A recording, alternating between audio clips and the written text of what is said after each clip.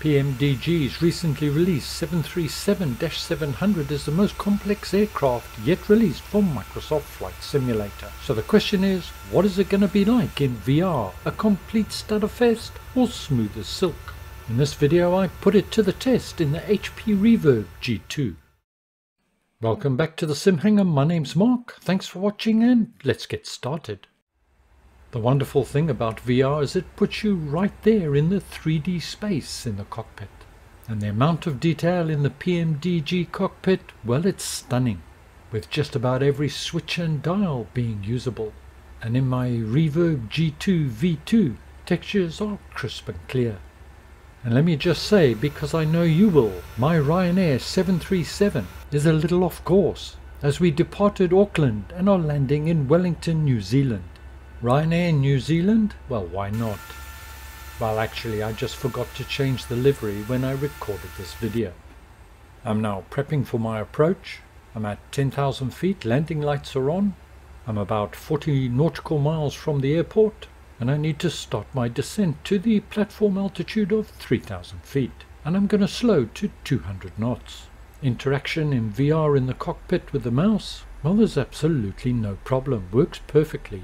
My in-sim settings are a combination of ultra, high and medium, as shown in my previous videos. And let's get straight to the point of this video. What is performance like?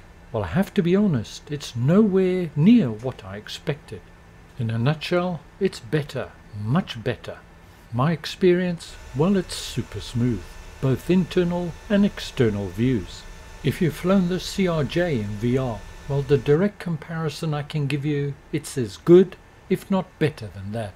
And the texturing in the cockpit, etc., well, I think it's on a parallel with the CRJ. It's not the best we've seen, but it's more than adequate and realistic, and displays are clear and easy to read.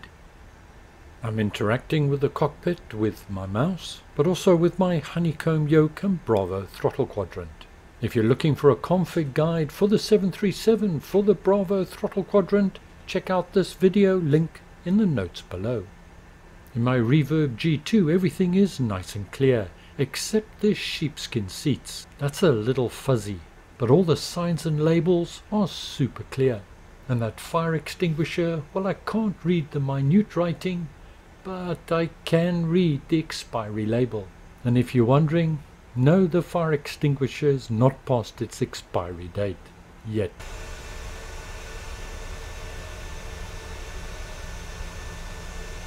I am using a fairly powerful computer. These are my specifications. I am confident, depending on your settings, perfectly usable with the 3070, 2080 Super or 2080 Ti, depending on your settings.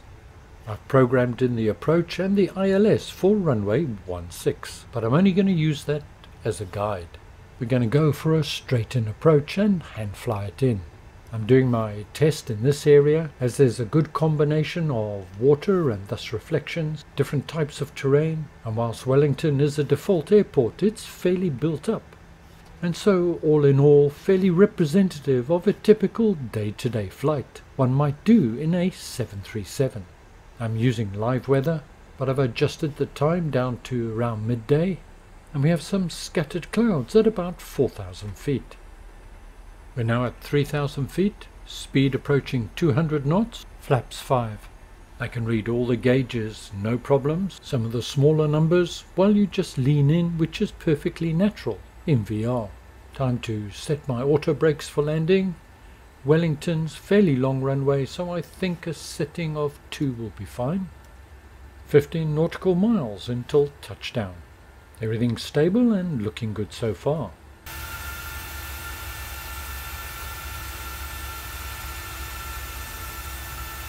We're getting close now.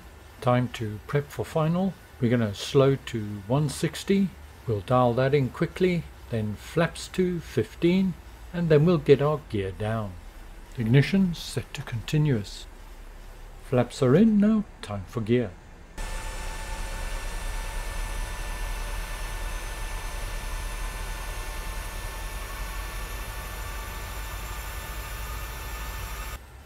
Autopilot is off, runway in sight, and we're on final.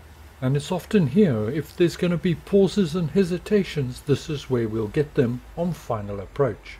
I do have Aerosoft Simple Traffic installed as well, but this is the default airport. Gear is down, flaps are 30, not very heavy today, so going a little fast and 145. Pulling back a little on the throttles, slightly below the glide slope. Here we go, over the threshold. 10. We're down. Bit heavy on the nose wheel and reverse is engaged.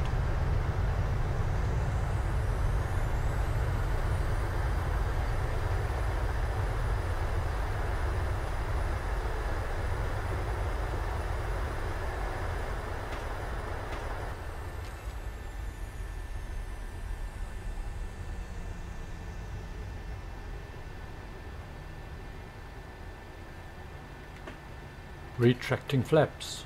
Not my best landing, but let's have a quick look at it in 2D.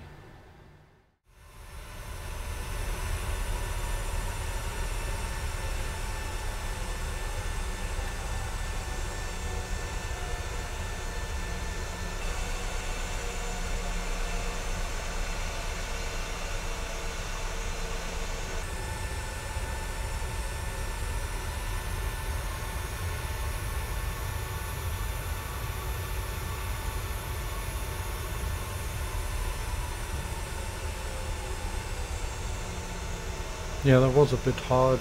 Probably nose too high on initial landing.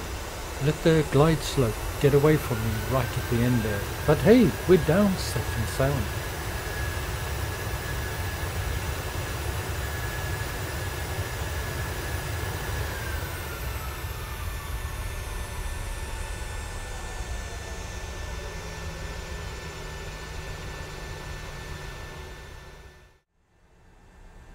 So as you saw, performance indeed was very good. So the answer to the question, can you fly Pmdg-737 in VR?